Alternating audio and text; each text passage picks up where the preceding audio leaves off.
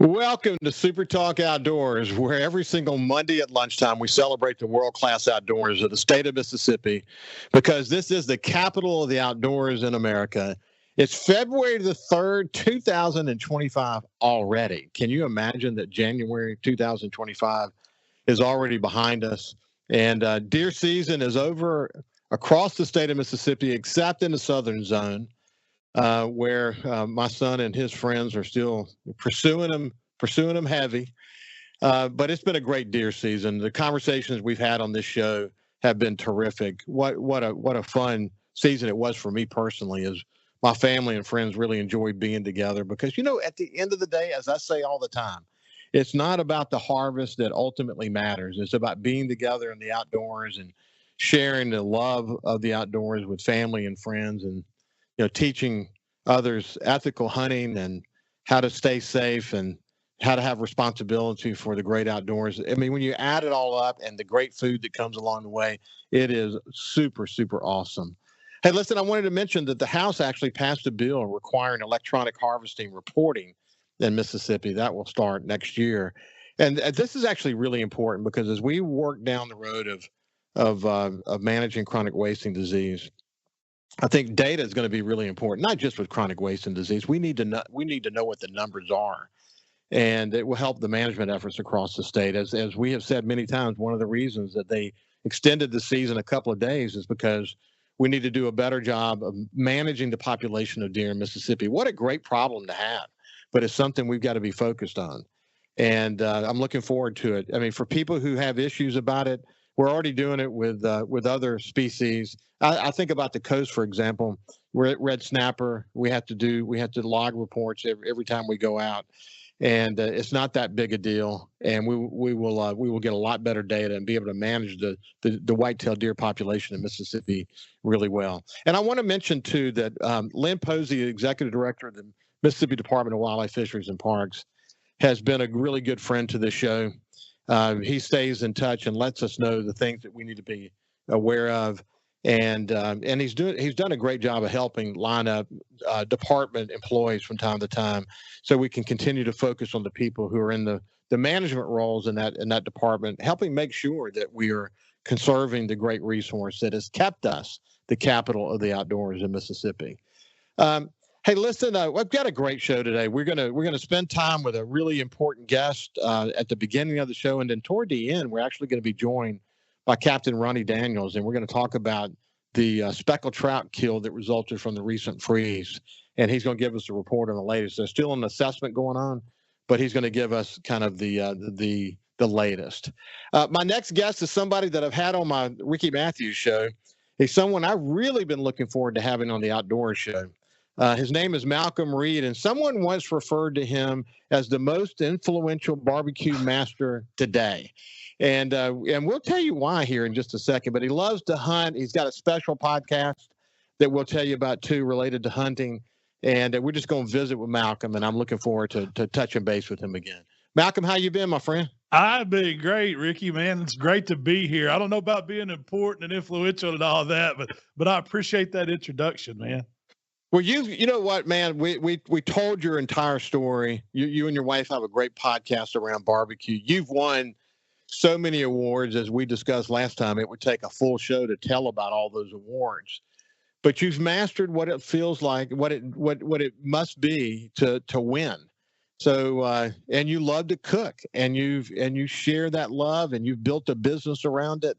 When you tell people who you are and what you do, how do you talk about it? Mostly I just tell them I cook barbecue. I don't, I've never been one to brag about anything, and I enjoy all the competition cooking and the accolades that come with all that and the fun. But really, when it comes down about it, man, it's about hanging out and cooking some good food and sharing it with friends and family. And then hopefully people can watch some of the, the information we put out there and do that for their friends and family. And that means more to me than anything, being able to share it. Hey, before we get off, with Super Bowl coming up, and my wife said, because we have a green egg and an outdoor kitchen, and I love to barbecue. I think I shared that with you before. And we're going to smoke some Boston butts and make some ribs. And before we get done today, I want you to tell me what's the magic to making great ribs. We'll come back to that in just a second. And tell us about your podcast. You've got two really well visited podcasts. So tell us about both of them. Well, the How to BBQ Right podcast is the one that me and my wife do on a weekly basis, and it's where we just talk about all things barbecue, whatever we're up to, the recipes we're creating, and just what's going on in the barbecue side of things. But other than barbecue, you mentioned it. I love to hunt and fish. That's a passion of mine, and so me and my buddies that work with me here at How to BBQ Right, we always hunt and fish together. And so we said, why don't we just start like a common man? What it's like to hunt and fish in Mississippi, and you're not a pro. It's just what we do. And so we come at it at that approach. And really for me, it's been about land management, taking care of the property, enjoying being outside, the habitat, just making a better place for these animals that we're lucky enough to have in the state to get to hunt and chase. And that's been a big part of it. And that's all we talk about. So it's a lot of fun. It's that camp lifestyle. Hey, I love the conversations you guys have. What's interesting about what you have learned doing your barbecue podcast is that in some respects, you understand now what it looks like to be a social media influencer. So and all the bells and whistles that surround that, the various platforms, the short videos, the long videos, you understood as a result of your experience, you understand now as a result of your experiences that you're an influencer, particularly in the barbecue space for a lot of darn good reasons. But you're able to deploy that in other ways to share passions in other places, like for example, your love of hunting. And it's really worked out well. It's allowed you to start that podcast and go from 0 to 60 in a relatively short period of time, hasn't it? Well, it really has. And what I realized is that all of my buddies that we're cooking barbecue with, when we're out barbecuing, we're talking about hunting. We're talking about fishing. We can't wait. We love barbecue season, but when it's over, everybody's going to the woods. And so I was like, man, it's just an overlap.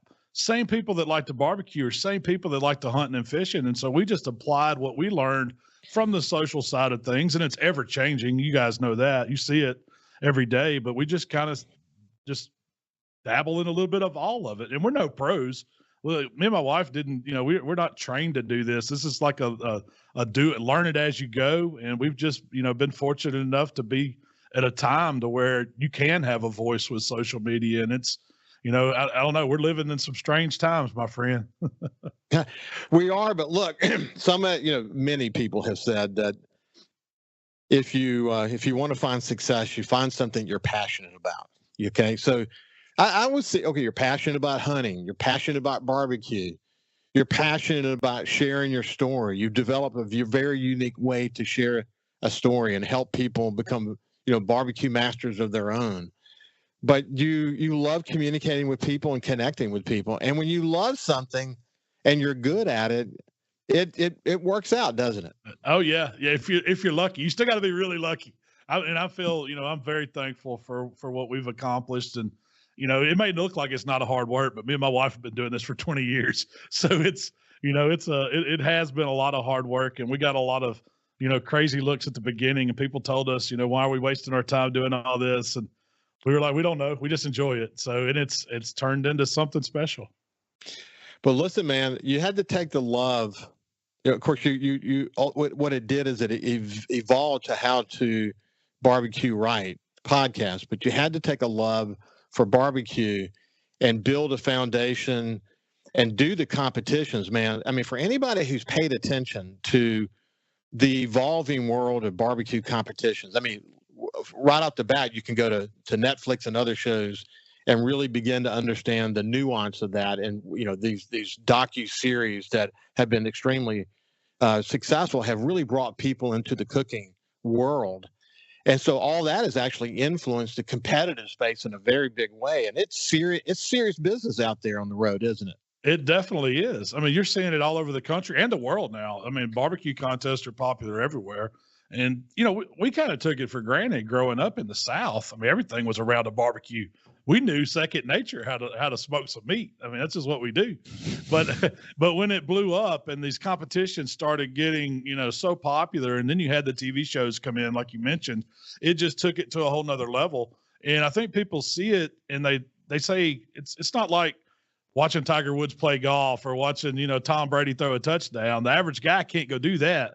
But the average guy can see somebody put something on a barbecue grill in his backyard and go out, or you can join one of those competitions and have a chance to go up against some superstars in it. And I think that's the appeal too, that it's just approachable for everybody. Yeah, my friend Travis Dunn, he works at Dunn Farms. I lease a bunch of land from that family up in the Mississippi Delta. And he was barbecuing one day and had this wonderful, like really amazing outdoor barbecue grill. And I said, man, that is fancy. He said, oh, man, I used to be on a barbecue competition. I'm like, what? Well, I immediately understood what that meant. But anyway, listen, when we come back on the other side, we're going to talk to Malcom about, this hunting season, his hunting podcast, what he loves about it. And we'll just share some fun with each other as we go through the conversation with Malcom. We'll see you after this. Welcome back to SuperTalk Outdoors. Listen, are you looking to purchase your perfect piece of hunting property, upgrade your farm equipment, or have you been dreaming of owning your slice of heaven out in the country? Look no further than Mississippi Land Bank for your financing needs. For more than 100 years, farming families and landowners in North Mississippi have turned to Mississippi Land Bank for all kinds of financial solutions, whether it's for land, equipment, or livestock. For more information, visit mslandbank.com or go by and see one of their friendly staff at any of their offices. We're thrilled to have Mississippi Land Bank as a sponsor of SuperTalk Outdoors. And we're visiting with Malcom Reed. He's the founder of How to BBQ Right. He has another great podcast focused on hunting. We're going to really drill down on that here in just a second. But he's been referred to as the most influential barbecue master today. Malcom, did that surprise you when you heard people raising that question? Oh yeah, that surprises me a whole lot, man.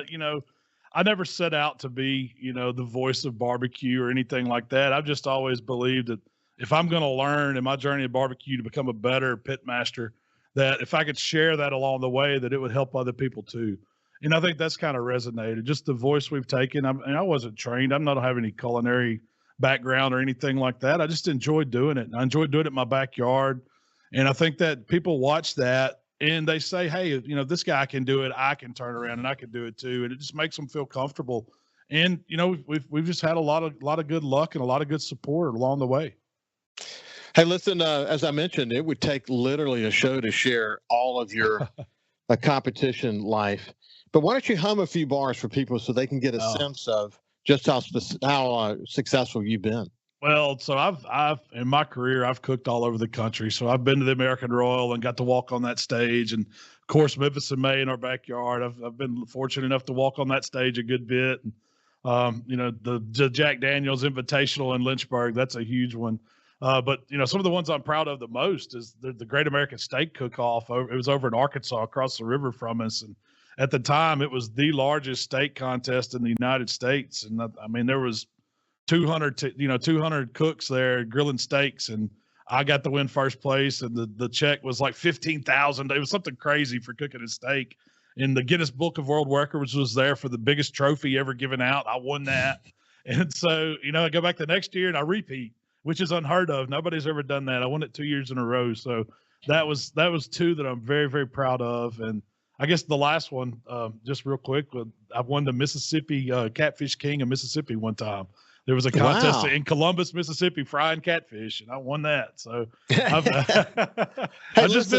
been fortunate. We love to cook steaks. My friend Jake Carter and his dad and family have some cattle ranches in South Mississippi, and they do Wagyu and Angus beef and the whole 9 yards. In fact, we went there over the weekend and spent some time there. But and so we love to cook steaks. I remember once we were cooking steaks, and my friend Joe Cloyd, he's from the coast, and he's actually on the Outdoor Stewardship Trust Fund board. And so he was cooking steaks, and he just reached over and touches them. I'm envious of people who can do that and get it right, because I've always, I tell you what, I could have learned to do it, but once they made a thermometer, I figured you can't miss with a thermometer. So I use a thermometer when I cook steaks. But I envy people who can just touch that steak and get it right. I bet you don't use a thermometer, do you? Well, I still believe in using a thermometer. You know, I can cook a steak without it, but to me, it's like as important a tool as my smoker or my grill is. That thermometer is important because I look at it as two things. It helps me nail that tenderness where the meat's absolutely the best.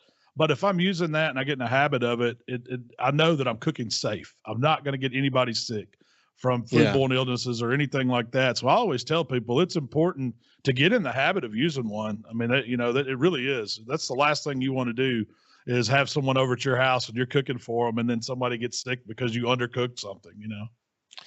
That's a really, really good point. It really is. Speaking of cooking steaks, one of the beauties of hunting camp to me is cooking. It is it's putting some butter beans in the crock pot or maybe cooking deer burgers, smash burgers, or whatever, or steaks like we just talked about. But part of the culture of hunting camps is spending time eating well. I think we all gain weight during hunting season, and it's something we try to control. But that has really become part of the culture, hasn't it? That's what draws me to and why we started up our Buck Junkies, because me and my buddies, we were hanging out. We were always cooking something at camp, and we always sit around after the day. You go out in the stand in the morning, you come back for breakfast, and then you go get back in the stand. You come back, and it's time to cook, and everybody pitches in and does a part. And then you fellowship and talk about the hunt or talk about how the next hunt's going to go. And to me, that's deer camp. And that's what I love about it. And it's all centered around cooking, hanging out, conversation. And it's just a magical time for me being at camp. I've often said that if somebody who didn't really get it, like when I was a CEO, I spent once a month in New York City at board meetings and spent a lot of time there. And they were always inquisitive about what I was doing in the Mississippi Delta. And in fact, one of them, they had a place over in New Jersey, and he enjoyed shooting sports, but he wasn't a hunter. Although he did at least consider coming down to the Delta and going duck hunting along the way. But I wondered if he were to like parachute into the deer camp and watch us talk about wind direction and where we're going to go and all those kind of unique conversations that take place that are very specific to that. And we all seem so serious about it because we actually are serious about it. I wonder what his interpretation of those conversations would be. But it's one of the reasons why hunting is so awesome, because it does allow you to shift your mind's attention away from the complications of life and zero in on pursuing the white-tailed deer in a way that gives you the opportunity for success. So it takes a lot of focus, doesn't it? It absolutely does. When I pull into camp, it's like a weight's lifted off of you. I don't know what it is. You just get relaxed when you get to deer camp. And then the whole time, we're just thinking about how things are going to go. When I'm sitting in a stand, man, it's like meditative to me. I mean, I'm watching, I'm paying attention, and I'm hunting, but there's something about it that just puts me in a different mental state. I do some of my best thinking in a deer stand. I really do. It's my personal time. I do too, man. I had at the beginning of the season, man, our season was really good. I got a nice an old 10 point at the beginning of the season.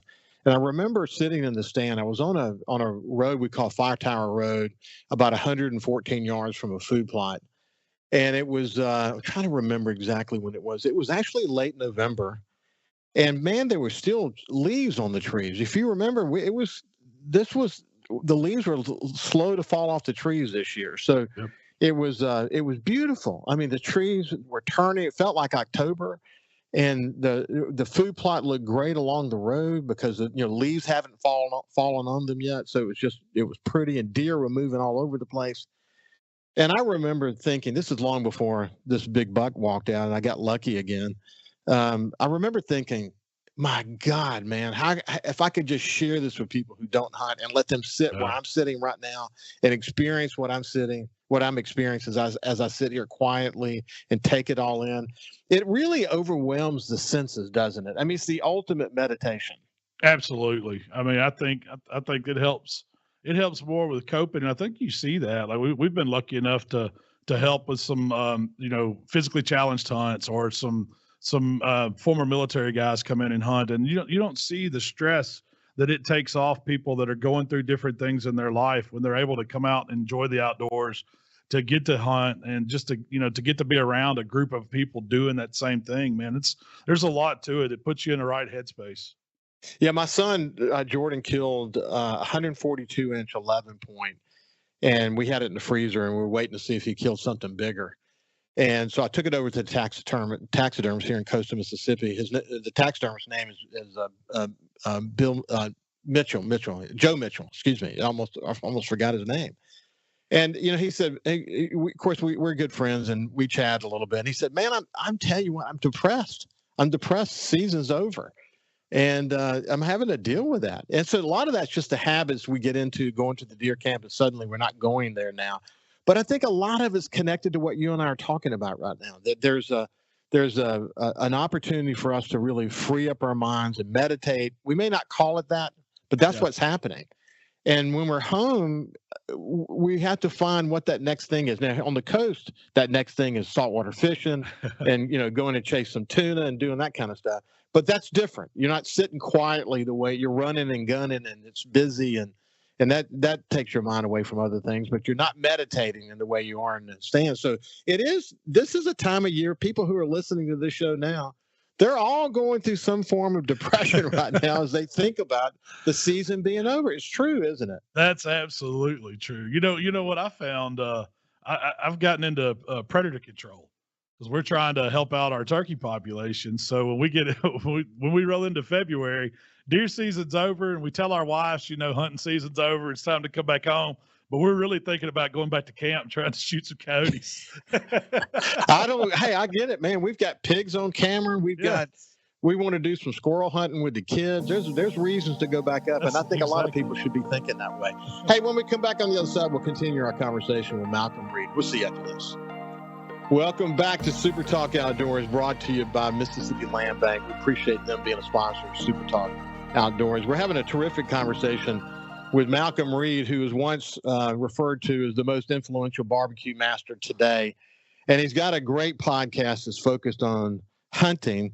And it really, if you go listen, we'll tell you how you can go listen to it in just a second. But the conversations that they're having about the culture and about land management and about cooking and all these things, it's a swirl around the culture of hunting camp life. And that's what they bring to the table, a passion for hunting. And they're just 3 or 4 guys at times sitting around talking about why they love it so much. But tell people give them the name again and tell them how they can find it. So it's called the Buck Junkie podcast, and you can anywhere you find a podcast, it's on there. We have a YouTube channel. We have social channels for it where we post, other stuff other than just the podcast clips. But that's you hit the nail on the head, man. It's just a group of guys that we have at deer camp, and we wanted to sit around and talk and have conversations about what it's like being at camp. We're not the fancy most sponsored hunting guys you see on TV. That's not us. We're the average hunting guy that's got a little piece of property. You mentioned, and I love hearing Land Bank as a sponsor on your show, because they were really, really instrumental in helping me acquire a place of land that I could call my own, and never thought it was possible. But when I met those guys, and they can work with you no matter what your resources are, your money's. I love the Land Bank, but that's what it is. It's about us taking care of property. Of course, we like to harvest animals. Everybody, we like to eat, we like to cook, but what I've really gotten out of it is taking care of, being a steward of the land that you have.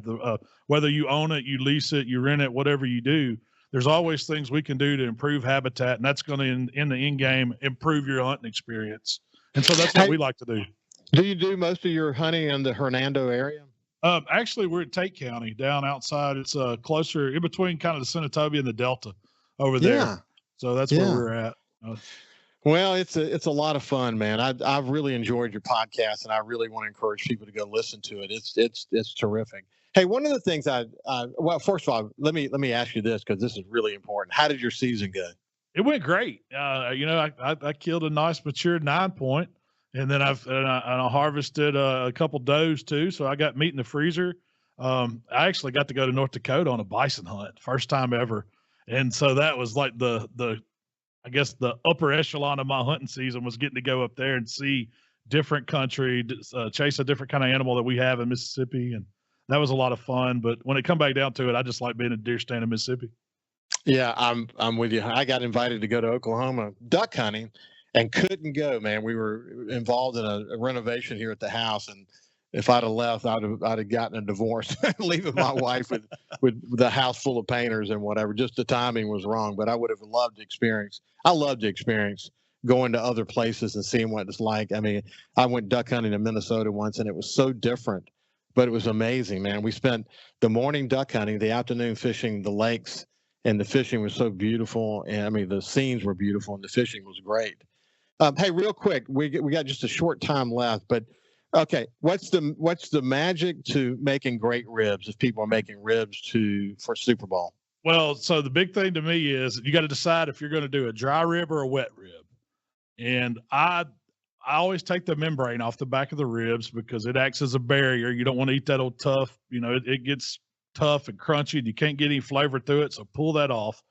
Get your seasoning on there. I like to use a barbecue rub. I've got some good ones at killerhogs.com, but you could use whatever you like, and then I smoke them at about 250 to 275 on whatever smoker you have. I like to use a little bit of hickory wood and a little bit of fruit wood like cherry or apple, something like that.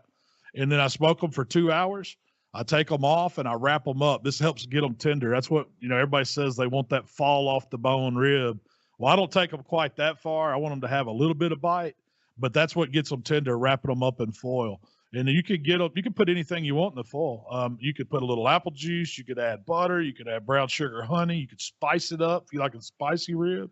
But once you get them wrapped, you got to put them back on that pit, and it takes about an hour and a half. So you're 2 hours smoked, hour and a half wrapped, and then I take them out and I rest them for at least 30 minutes, but an hour is perfect. And then I put them back on, and I take them out of the foil. Now, if you want that wet rib, that's when you apply your barbecue sauce. If you put it on too early, it's going to burn up. It's got a lot of sugar and sweetness, and it's going to over caramelize. But you put that barbecue sauce right on at the end, and that'll make you a saucy wet rib. But if you're like me and you just like the spice and the taste of meat, I just go with a little bit more dry rub, and I put them right back on the pit, and I put them on 5-10 minutes, just enough to dry the top out. And that's all it is. You take them off, and they're ready to serve. Wow, that's cool. That's cool. That's very similar to what I do, but I don't do that last step. And my son Jordan really likes a little bit of crisp. Yeah. And that's the way to get there, isn't it? That is the exact way it'll be just like you like them when you put them back on just for 5-10 minutes. Well, listen, Malcom Reed, it's been a pleasure to spend some time with you, my friend. Thank you, gentlemen. I always enjoyed it. I listen to the show every week, Ricky. Y'all do a great job. Thank you, man. I look forward to having you back. You can be a regular. We talk a lot about it. All right. I want to talk. Next time we're going to drill into cooking at deer camp. That sounds like a plan. Okay, man. I appreciate you. Take care and have a great day.